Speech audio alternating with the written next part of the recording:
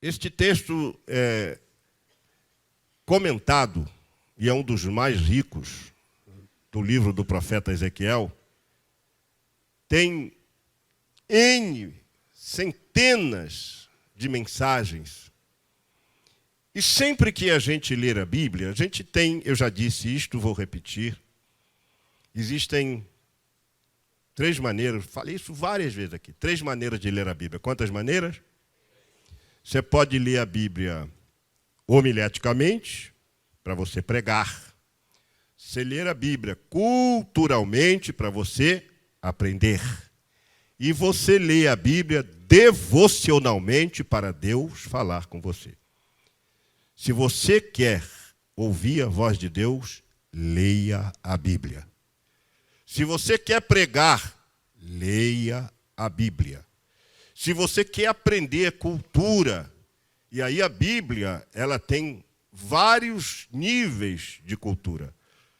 Basta dizer, eu sou professor de administração e eu uso um princípio bíblico na minha vida profissional. Usei isso muitas das vezes. Aconselho a quem é dirigente de empresa, dirigente de escritório, e às vezes está cheio de papel na mesa. Eu, quando ficava assim, ficava meio que perdido. Então, eu me lembrava da parábola das dracmas. Eu juntava aquela papelada toda num bolo só e ia dando destino a cada um. Isso eu aprendi com a Bíblia. Isso me ajudou muito na minha vida profissional. Mas eu vejo aqui o retrato de vidas. Retrato de vidas. Eu não vejo um vale.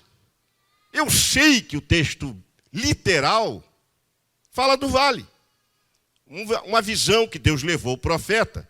E é interessante que Deus manda Ezequiel profetizar para os montes. No capítulo de número 6, versículo 2, Deus manda ele profetizar para os montes. Depois, Deus chama Ezequiel, lá no capítulo 20, versículo 47, e manda ele pregar para a floresta. Ele chega na floresta e fala, profetiza. Chega para os montes e profetiza. E agora Deus manda ele profetizar para um vale de ossos secos. A princípio, a gente não entende o agir de Deus. Mas Deus sabe o que está fazendo, porque Ele é Deus. Então, Ezequiel, eu imagino Ezequiel, mas senhor, o senhor já me mandou profetizar para o monte, eu falei para o monte, depois o senhor mandou ir lá para a floresta, eu profetizei para o bosque, para a floresta, e agora o senhor está me mandando profetizar no meio desses vales de ossos secos, enquanto ainda tem remanescentes vivos em Israel, tem povo aí, eu preciso profetizar para ele. Ezequiel não discute o que Deus lhe mandou fazer. A mão do Senhor, o texto vai dizer que veio a minha mão do Senhor.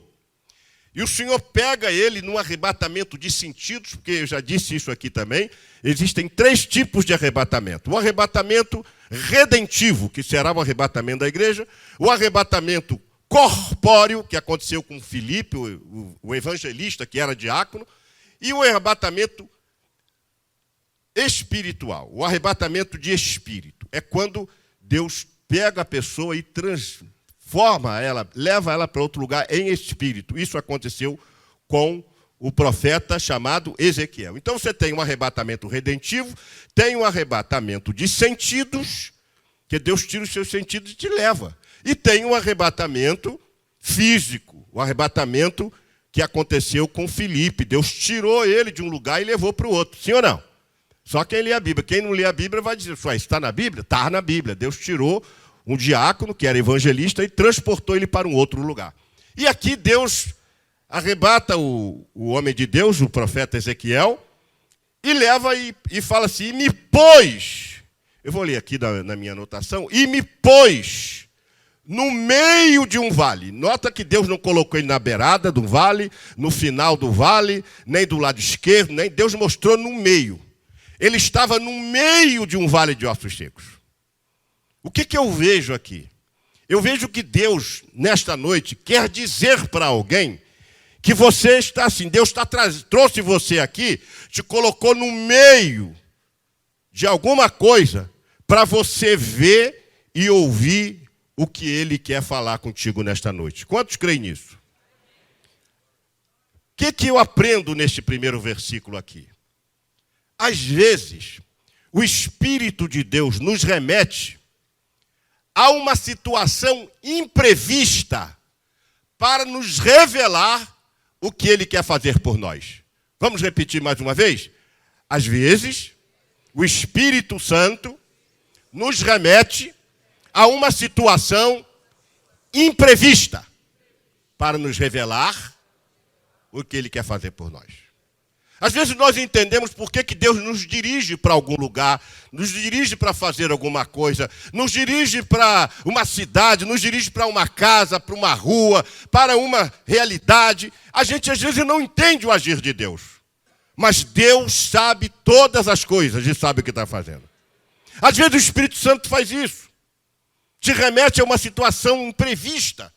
Não era previsível o homem de Deus chegar diante no meio de um vale que só tinha ossos, estavam todos já em último estágio de composição, já não tinha mais carne, eram judeus que haviam sido mortos, eram homens, mulheres, quiçá crianças que estavam ali, e Deus o coloca ali, parece um cemitério, Deus colocou ele dentro do cemitério. Ou seja, eu estava meditando nisso esta tarde, e vejo que às vezes Deus nos leva a uma circunstância na nossa vida que parece que está tudo morto ao nosso redor. Parece que não tem nada, a gente não vê mais esperança aqui, nem ali, nem na frente, nem na retaguarda. A gente não sabe o que vai fazer porque a gente está no meio de um vale de vidas secas. A gente não tem mais o que dizer. E aí Deus nos leva para um lugar desse. O Espírito nos leva para situações imprevisíveis. Mas, pastor, isso não era previsível. Por que eu estou passando por isso, pastor? O que está acontecendo comigo? Deus, às vezes, faz isso para mostrar para você o que Ele pode fazer por você.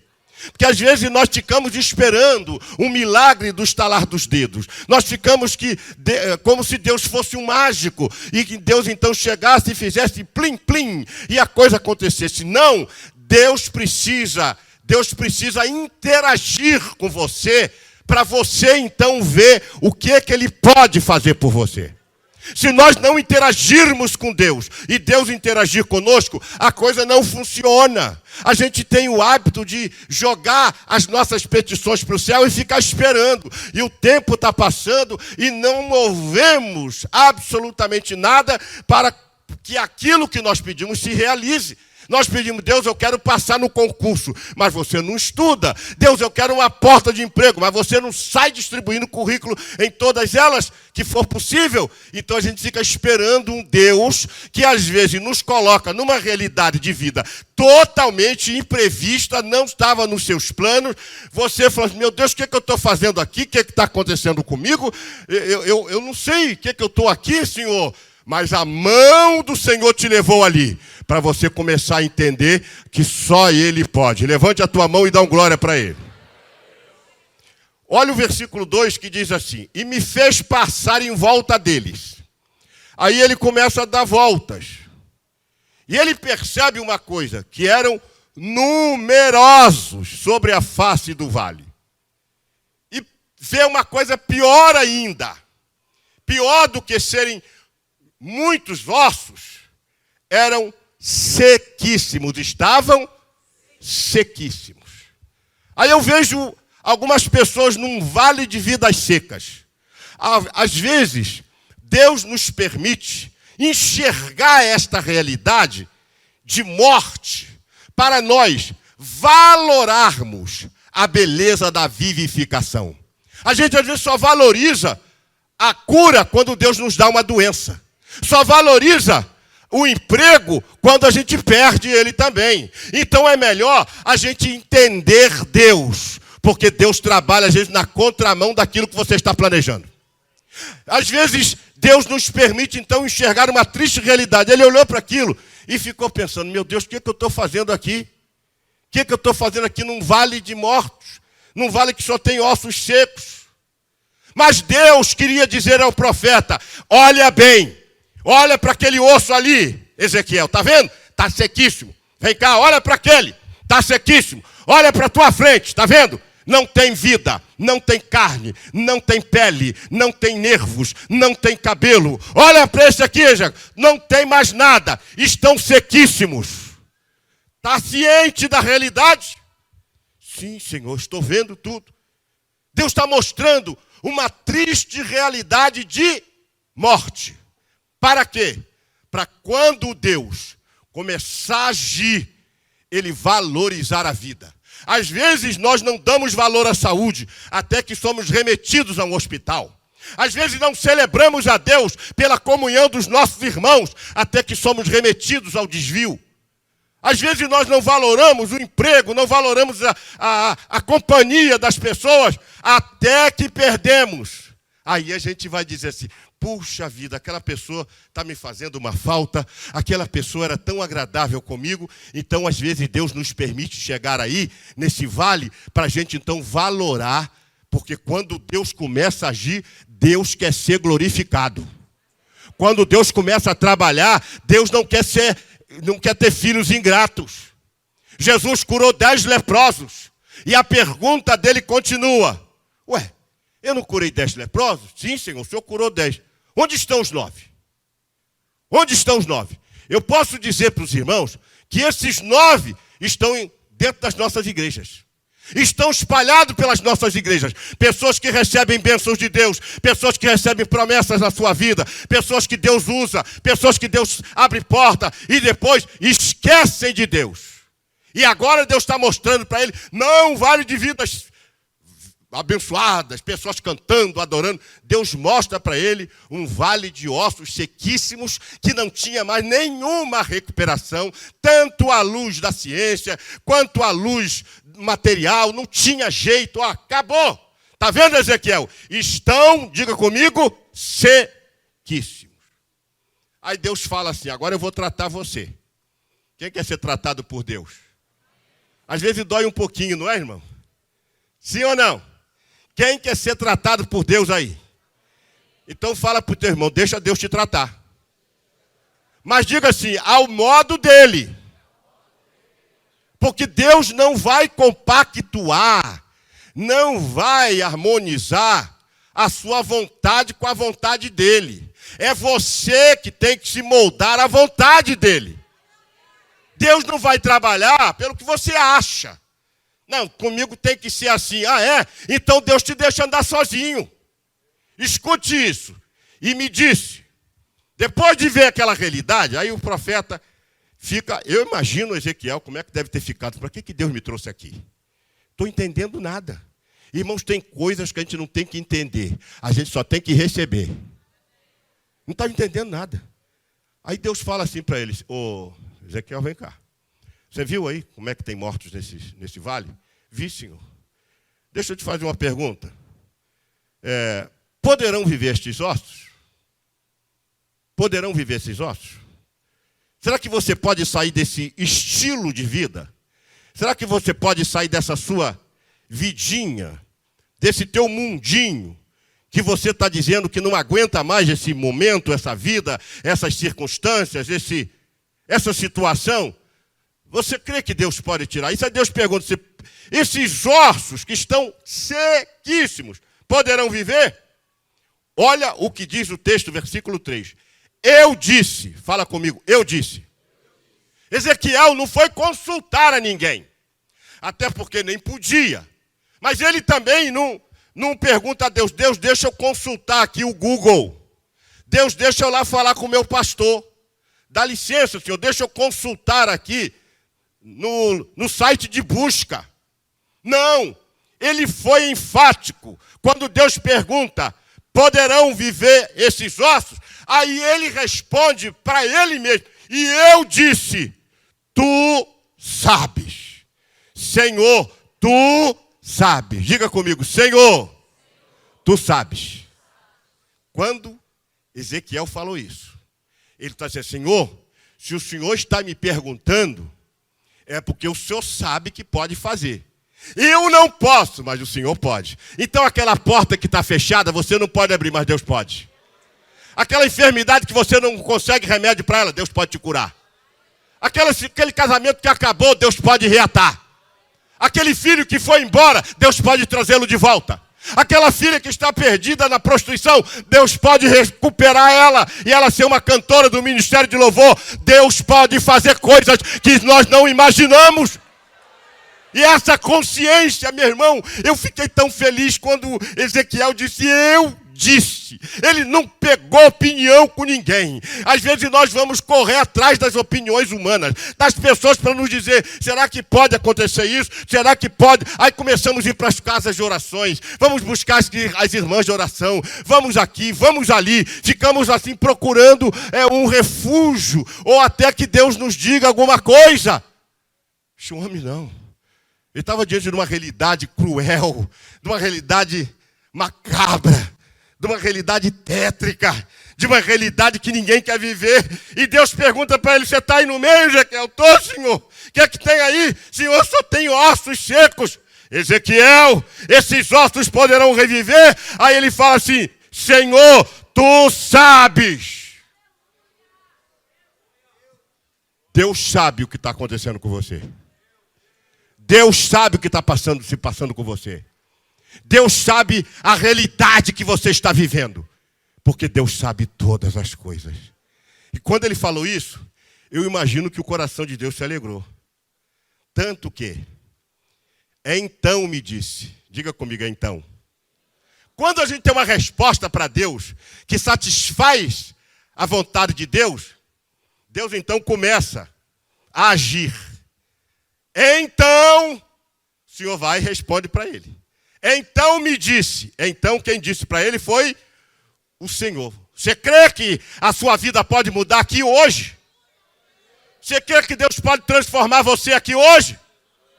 Senhor, tu sabes. Aí o Senhor então me disse, profetiza sobre esses ossos. Profetiza sobre essa sua realidade de vida. Profetiza. Deus, quando deu essa ordem para ele, profetiza sobre estes ossos. Irmãos, nós às vezes temos medo de profetizar, porque queremos que alguém nos profetize. Aqui o sentido é que Deus estava usando ele para profetizar para mortos. Deus não está mandando ele profetizar no culto de oração. Deus não está mandando profetizar na reunião de consagração da igreja. Deus estava dizendo, você está ali dentro do cemitério de São Miguel, chega lá no meio e fala assim, ossos secos. Irmão, isso é coisa de doido. Deus não trabalha com a lógica humana. Deus não trabalha com a matemática humana. Deus não trabalha com a filosofia humana. Deus trabalha com o poder que Ele tem no céu e na terra. Com a sua grandeza, com a sua misericórdia, com o seu amor. Profetiza sobre esta situação.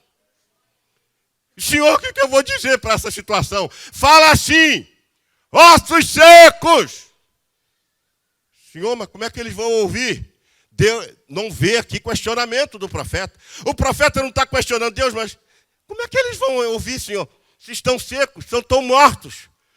Ele não questiona Deus. O grande erro do povo de Deus é ficar questionando Deus. Deus, por que isso? Por que aquilo? Por que eu tenho que fazer assim? Ah, por que tem que ser assim? Por que não é assado? Por que não é do meu jeito? Não será do teu jeito, será sempre do jeito de Deus. Ossos secos. O Senhor mandou profetizar, não mandou? Então ele, ossos secos, aquela multidão de osso espalhado. Ouvi a palavra do Senhor. Irmão, se alguém tivesse filmando, ia sair no Jornal Nacional. Louco, entra no cemitério evangélico, que se diz salvo, e fala para os mortos que os mortos... O Senhor mandou falar para os mortos. Deus manda falar com o morto? Não. Mas ali Deus tinha um propósito. Ossos secos, ouvi a palavra do Senhor. A grande questão é a realidade de situações difíceis e até impossíveis poderão se modificar. Diga comigo, poderão se modificar. Eu vou parar um pouquinho aqui só para você entender. Deus pode modificar a sua situação hoje. Deus pode mudar a sua história aqui hoje. Deus pode mudar a sua vida hoje. A sua vida talvez seja assim, ó, ao redor só tem ossos secos. As pessoas que estão ao seu redor são verdadeiros sanguessugas. Só querem sugar de você. Ninguém lhe traz nada, só querem tirar de você. Você não sabe para onde vai, não sabe o que fazer. Aí você olha para essa situação de difícil modificação. Você fala assim, mas pastor, sabe por quê, pastor? O que eu vou fazer, pastor? Eles ficam todos lá e me pedem isso, me pedem aquilo, faz aquilo outro. Pastor, eu já não aguento mais. Às vezes, Deus nos questiona diante de situações difíceis, de difíceis modificação, para que admitamos que só Ele é capaz de fazer um milagre. Quem entendeu isso? Qual é o sentido disso? Eu disse, Senhor, tu sabes. Então ele sabia que Deus podia fazer.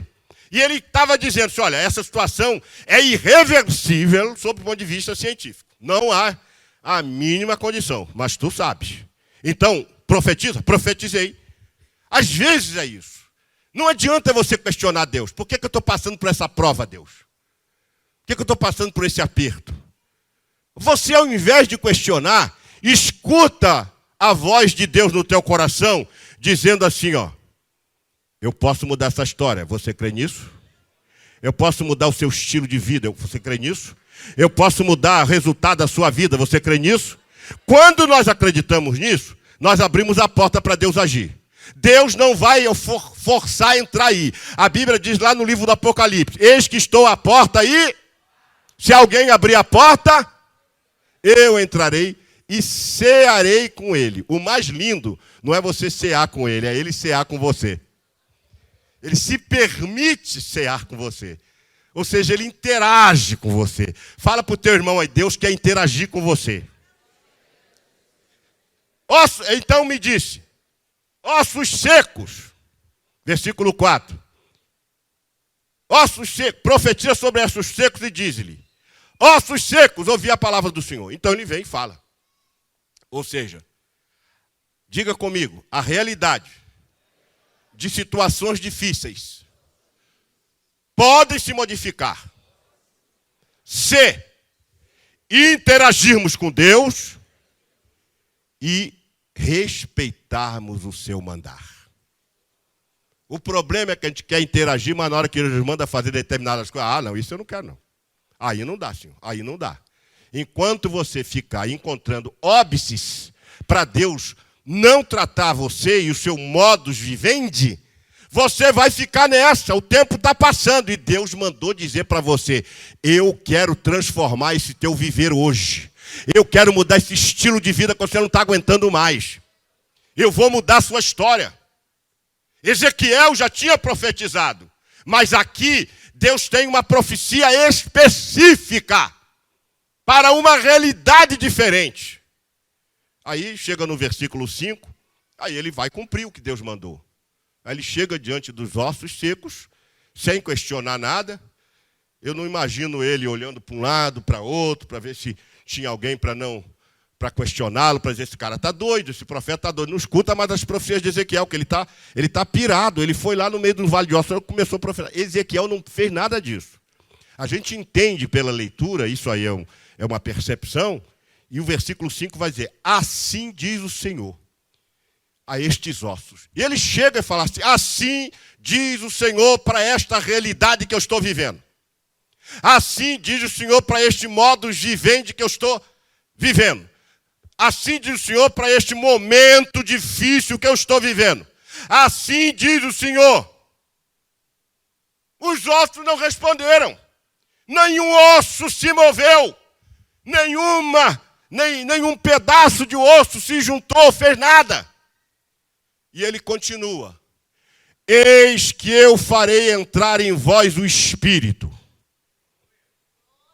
O que Deus está dizendo aqui, irmão? Eis que eu farei entrar o Espírito. A Bíblia diz que não é por força, nem por violência, mas é pelo meu espírito, diz o Senhor dos Exércitos. Às vezes nós forçamos a barra para encontrar soluções. Às vezes até adiantamos a coisa para cumprir a nossa necessidade. Você está aí dando soco em ponta de faca. Está como Paulo recalcitrando contra os aguilhões. E a palavra profética de Deus para você esta noite: eis que eu farei entrar em vós o Espírito e vivereis. Deus estava dizendo, essa coisa que é impossível para você resolver, profetiza, porque vai reviver, vai revitalizar, vai vivificar, vai mudar, vai alterar, vai se modificar, porque a palavra do Senhor o disse. E aquela palavra que disse o profeta, assim diz o Senhor, a estes ossos, eu que farei entrar em vós o Espírito e vivereis. A gente percebe claramente. Diga comigo, a palavra que produz vida foi proferida, profetizada, lançada, preste atenção agora, como se a ermo, não a ermo, como se a ermo, num lugar de morte e escombros, aonde não havia nada de possibilidade, aonde não havia nenhuma chance, aonde tudo já estava determinado, tudo já estava sacramentado, tudo já estava selado, tudo já estava terminado. Aí, diante dessa realidade, o profeta fala: eis que eu farei entrar em vós o Espírito e vivereis. Meu irmão, para um homem falar isso, diante daquelas circunstâncias, somente sendo de Deus. E eu quero trazer isso para a nossa realidade. Quem sabe você veio aqui esta noite e fala assim: Senhor, diz alguma coisa para mim que eu não aguento mais. Fala qualquer coisa. E o Senhor está dizendo para você assim, ó: eu farei entrar o Espírito na tua casa, na tua família, na tua vida. E você vai viver. Não esse estilo que você... Você não vai ficar prostrado, você não vai ficar morto, você não vai ficar enterrado. Ninguém vai olhar para os teus ossos, vão olhar para uma pessoa sorrindo de um lado a outro, dizendo assim: grande é o Senhor, toda a terra está cheia da sua glória. Levante a tua mão e adora Ele. A Bíblia vai nos dizer em Hebreus capítulo 11, versículo 6, que sem fé é impossível agradar a Deus. Ora, se é impossível agradar a Deus, sem fé é impossível as coisas acontecerem. O que você está vivendo, me perdoe dizer, mas Deus está mandando. É impossível mudar. Sob ponto de vista social, relacional, material, físico, é impossível. Você não tem saída. Você está já se condenando a viver assim. E aí, a palavra do profeta: eis que farei entrar em vós o Espírito. Não era o Espírito do profeta, era o Espírito de Deus. E ora, sem fé, diga comigo, é impossível agradar a Deus. Porque é preciso que aquele que se aproxima de Deus creia que Ele existe e Ele é o quê? Galardoador daqueles que o buscam. Ou seja, se você crê que Deus está falando ao seu coração nesta noite, para mudar o seu histórico de vida, para mostrar para você que a sua realidade de vida, que você acha que não tem mais jeito, tem jeito. Eu estou acreditando, por isso que Deus mandou dizer isso. Eu estou acreditando que Deus está falando para alguém aqui, para mudar a vida. Aí no versículo 6, nós lemos assim. Aí o profeta continua: farei entrar em vós o Espírito e vivereis. E porei nervos sobre vós. Porque também, se não tiver nervo, você vai ser uma coisa. O que é uma coisa? É uma coisa. E porei nervos sobre vós. Eu me lembro de uma aula de um professor, quando ele falou: sabe o que é uma coisa? Uma coisa é uma coisa. Aí todo mundo fala: mas que definição mais de absurda é essa? Mas é isso. E porei nervos sobre vós, e farei crescer o quê? Carne sobre vós. E sobre vós estenderei pele. Ou seja, porei em vós o Espírito e vivereis. E aí, o profeta termina: e sabereis que eu sou Deus. Eu acredito, sem fazer pré-julgamento de ninguém, eu acredito que muita gente ainda não sabe quem é o Senhor. Eu acredito que muita gente ainda não teve essa experiência com Deus. E o profeta está dizendo assim: olha, e vocês saberão que eu sou o Senhor. Deus quer saber que Ele é o Senhor. O que eu aprendo aqui, meus irmãos? Que haverá um progresso contínuo. Quando a gente está vivendo uma vida seca, sem brilho, sem paz, sem alegria, sem sabor, a gente precisa de um milagre, sim ou não? E quem pode fazer milagre? Haverá um progresso contínuo. Porque tudo que Deus faz é bom. Mas o objetivo final está nesse versículo 6. Porei nervos sobre vós, porei carne, farei crescer carne sobre vós, estenderei pele, e depois eu vou colocar o meu espírito. E aí vocês vão viver. Sabe para quê? Para vocês saberem que eu sou o Senhor. Quando eu li isso aqui, imediatamente a minha mente se remeteu a Êxodo, capítulo 6, versículo 3. Porque em Êxodo, capítulo 6, versículo 3, Deus faz uma advertência. Deus faz uma colocação, dizendo assim: eu apareci a Abraão, a Isaac, a Jacó, como Deus Todo-Poderoso. Mas pelo meu nome, Senhor, não lhes fui perfeitamente conhecido. Tem muita gente que conhece um Deus poderoso, que derruba, que faz, que abre mar, mas não conhece um Deus que é Senhor. Um Deus que trata a gente na hora que a gente está mais precisando. Um Deus que bota a gente no colo e diz assim: o que você quer, meu filho? Eu estou aqui para te ajudar. Eu estou aqui para te ajudar. Nem Abraão, Isaac e Jacó, eu apareci a eles como Deus Todo-Poderoso. Eu era o El Shaddai, o El Eloá, o Elohim. Eu era esse Deus, mas eu queria que eles me conhecessem como Senhor. Alguém que tivesse intimidade como Moisés, que falava com Deus cara a cara. E Deus quer isso de nós, para Ele então agir acima daquilo que nós pedimos.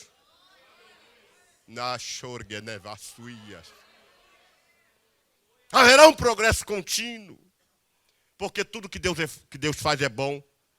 E o objetivo final não é só fazer com que o seu problema seja resolvido, que a campanha que você fez te propicie uma porta aberta, um carro zero, uma casa de praia e um apartamento na Barra. Não!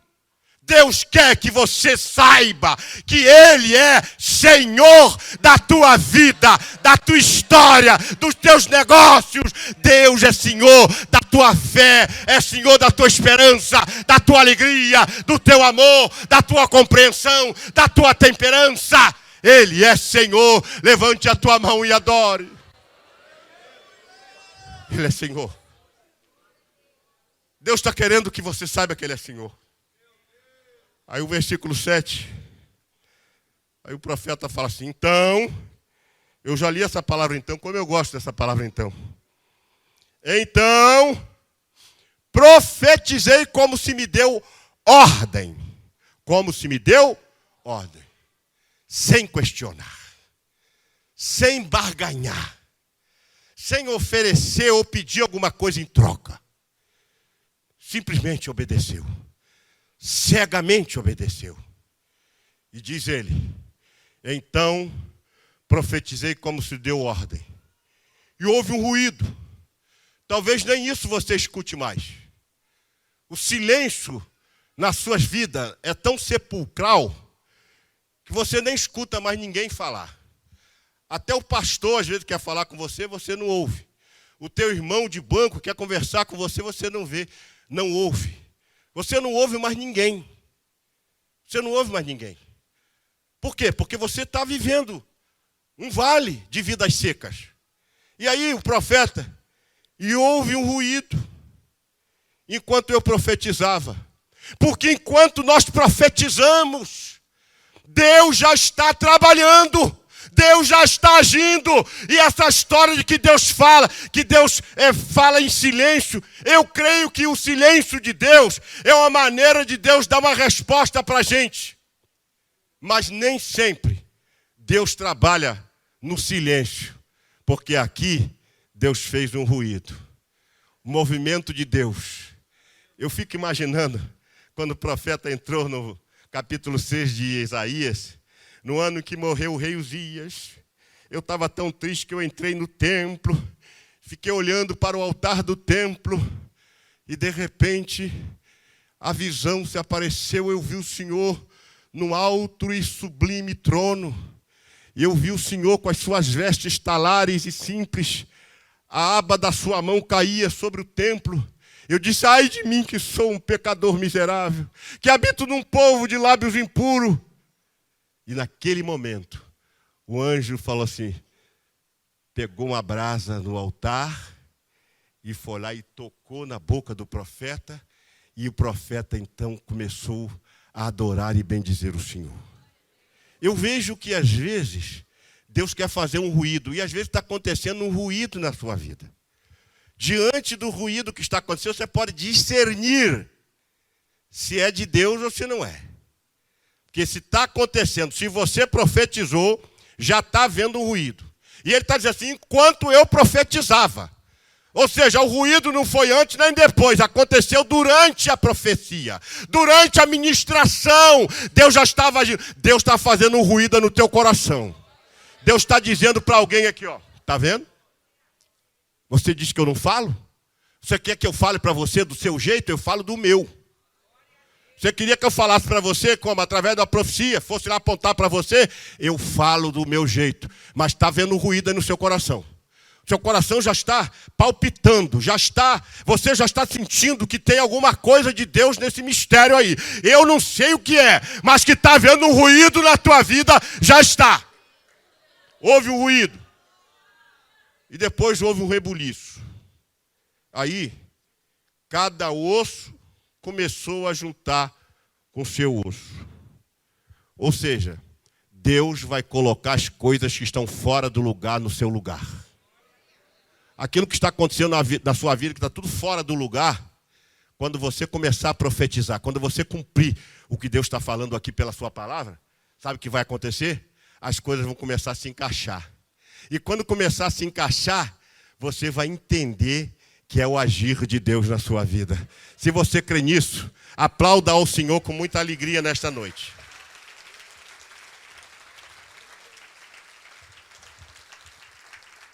Então profetizei como se me deu ordem e houve um ruído. Escute isso. Quando fazemos a nossa parte, diga comigo, a nossa parte, na vivificação, quando nós fazemos, Deus sempre dá um sinal. Diga comigo, Deus sempre dá um sinal de que Ele está fazendo a parte dele. Enquanto eu profetizava, havia um ruído. Ou seja, você profetiza e Deus já começa a trabalhar. Você está profetizando e Deus já está trabalhando. Aí tem um ruído. Você fala assim, esse ruído não é da minha parte. Eu não estou fazendo nada para produzir barulho. Nada para produzir rebuliço. É Deus então que está agindo. Deus, quando interage com o ser humano, Deus começa a produzir ruídos. Talvez o que esteja acontecendo na sua vida hoje, aqui e agora, são ruídos de Deus. Para que você perceba, meu Deus, o que está acontecendo? É Deus dizendo assim, eu já estou trabalhando naquela causa, eu já estou trabalhando naquele problema. Se você entregou na mão de Deus e profetizou, já está acontecendo. Você crê nisso? Quantos creem nisso? Então eu profetizei. Ou seja, sem obediência, diga comigo, sem obediência, nada acontece. Mas quando ele profetizou, tomou uma atitude. Diga comigo, tomou uma atitude. Pastor, o que significa então esse profetizar? Vamos traduzir para o Vale de Vidas Secas. Tome uma atitude coerente. Pastor, mas então eu não posso profetizar no voz. Então tome uma incoerente, mas pautada em Deus. Aquilo que você vai fazer sob a direção de Deus, não importa como os homens interpretarão. O que importa é como Deus interpretará. E aí, profetizei como se me deu ordem. Tomou uma atitude. Ou seja, o que Deus está querendo nos dizer aqui? Fala, pare de falar diante dos mortos e acredite que já está havendo uma mudança. Quantos creem que pode estar havendo uma mudança? O que Deus está dizendo? Põe a mão na massa, porque daí vai sair pão. Comece a produzir, porque vai sair resultado. Comece a contornar com bênçãos, porque vai sair vitória. Comece a contribuir, porque vai sair prosperidade. Houve um rebuliço, houve uma agitação. Aí os ossos começaram a juntar osso no osso.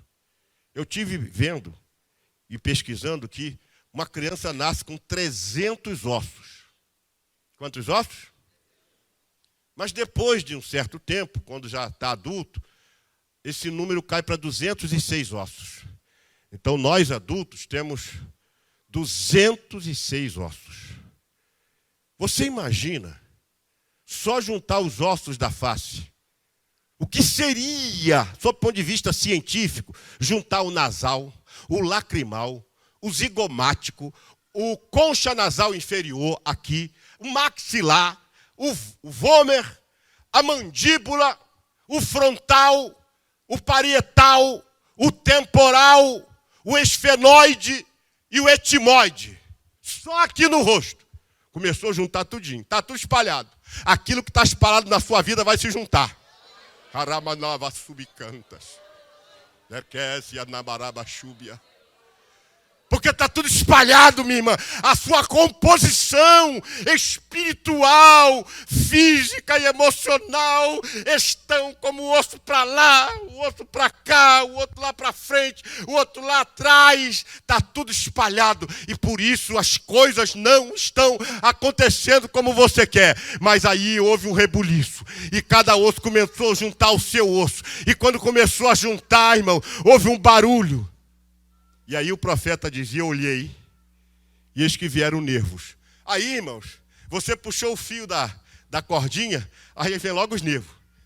Meio nervo, depois cresceu carne e estendeu-se a pele. Aí estava tudo indo bem. Estava tudo se recompondo. A sua estrutura estava se recompondo, a sua vida seca estava se recompondo agora. Mas aí entra uma conjunção adversativa. Mas não havia nele espírito. Não adianta estar todo bonitinho, todo arrumadinho, tudo certinho, se faltar o espírito. Se o espírito não tiver aí, você simplesmente será um robô. Você vai ser uma máquina. E você não é máquina, você é servo de Deus, filho de Deus, filha de Deus. Quem está entendendo, levante a mão e mande um glória gostoso. Aplauda ao Senhor mais uma vez. Eu já estou concluindo aqui. E olhei, e vieram os nervos, mas não havia nele. O que não havia? Espírito. Não havia espírito. A modificação de certas realidades na vida seca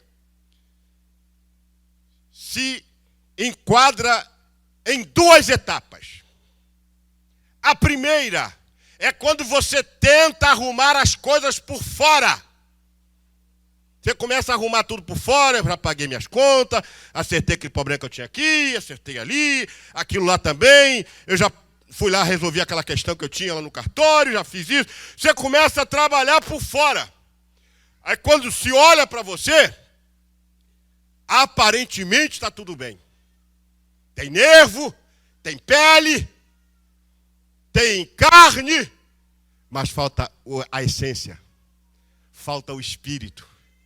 E aí, a modificação de certas realidades ela precisa se complementar em duas etapas. É a parte exterior e a parte interior. Quem está entendendo o mistério de Deus aí? A parte o quê? Interior. Enquanto não ajeitar isso aqui dentro, enquanto não ajeitar aqui, você vai tentar ajeitar tudo por fora, mas o problema está aqui também. E você precisa entender, Deus está falando hoje de uma maneira muito clara para o seu coração, que você precisa trabalhar essas duas áreas. Quanta gente bonita, com uma vida bonita, mas destroçada por dentro. Por fora tem carne, tem nervo, tem estrutura óssea, mas está faltando essência, está faltando vida. Sem o Espírito não há vida. Sem a essência não haverá verdadeira mudança. Vamos viver num estereótipo de que está tudo bem, com uma plaquinha. Pode entrar que eu já estou limpo. Mas aqui dentro ainda precisa haver uma mudança. Aí Jesus vai dizer lá em João 15:5, sem mim vocês não podem fazer nada. Em Jesus começa você se apegar hoje para ele trabalhar isso. Aí terminando. E ele me disse então, profetiza. Profetiza ao Espírito. Aí a palavra foi incisiva. Deus estava com pressa. Imagino eu. Profetiza ao Espírito. Profetiza, ó Filho do Homem. Eu vejo uma ação de Deus. Deus assim, vai, é agora, é hoje. Antes de terminar o culto. Profetiza ao Espírito, profetiza ao Filho do Homem. E dize ao Espírito. Dize para esta realidade interna. Que está com vidas secas. Assim diz o Senhor Deus. Vem dos quatro ventos, ó Espírito, e assopra sobre esta minha realidade morta, para que vivam. Oh meu Deus, a palavra foi lançada. A palavra foi lançada. Levanta a tua mão e diga assim, olha para o céu aí e fala assim, vem dos quatro ventos, ó Espírito, e assopra sobre essa realidade morta, sobre esse estilo de vida que está morto, para que isso que está morto vivifique. Repita comigo, para que isso que está morto vivifique. Sabe o que eu aprendo? A obra da modificação de ambiente real que estava o profeta, ela precisava ser completada. E foi isso que Deus fez. Deus não faz nada pela metade. O físico e o espiritual precisam se fundir para que haja vivificação. Tem muita gente vivendo só da primeira etapa. O ovo sem a clara não tem sabor. Tanto que Jó chega a escrever em 6:16 do seu livro. Comecei a censar o que é insípido, ou haverá gosto na clara do ovo. Tem que estar faltando a gema. Está faltando a essência. Está faltando alguma coisa para que as coisas aconteçam. Então, Deus fala para o profeta, vem dos quatro ventos. Deus está dizendo assim, profetiza para que venha o ruá. O ruá de Deus. O ruá de Deus é o fôlego de vida. O ruá de Deus é o espírito. O ruá de Deus é o agir de Deus. Deixa Deus agir na tua vida hoje para que as coisas aconteçam. E fechando aqui, diz o texto, e profetizei como se me deu ordem. Não te questionou, me deu ordem. Então o Espírito entrou neles e viveram e se puseram em pé. Um exército grande e extremo. E eu fecho dizendo isso na versão King James, que eu achei linda. Fiz como me fora ordenado e profetizei. E no mesmo instante, o fôlego de vida entrou naqueles corpos. E eles ganharam vida e se colocaram de pé. E havia tanta gente reunida que dava para formar um exército sem medida. Ah, meu Deus. Eu fico imaginando os filhos de Israel que estavam lá todos decepcionados, cansados, vindo com a sua trouxa, como se vieram na época das vidas secas do Graciliano Ramos, os nordestinos que vinham com aquele pau, com a sua trouxinha. Eu fico imaginando aqueles homens todos agora que estavam ali mortos, todos eles de pé. Era tão grande o número de pessoas que eles tinham que entrar em Jerusalém agora. Estavam entrando em Jerusalém. E o povo, quem é esse? Quem é esse? Esses era aquele que estava lá no Vale de Ossos Secos. Aquele que não tinha esperança, aquele que não tinha alegria, aquele que não tinha paz, aquele que estava morto, aquele que estava acabado, aquele que estava destruído, aquele que não restava mais nada. Mas como é que aconteceu isso? O Espírito entrou nele. Deus fez eles reviver, estão vivificados. Aplaudam a ele, aplaudam a multidão toda olhando. E aqueles homens entrando em Israel, em Jerusalém. E sabe o que Deus estava dizendo? É assim que eu vou fazer com os meus filhos de Israel. E é assim que Deus vai fazer com todos aqueles que estão vivendo no vale de vidas secas. Se coloque de pé.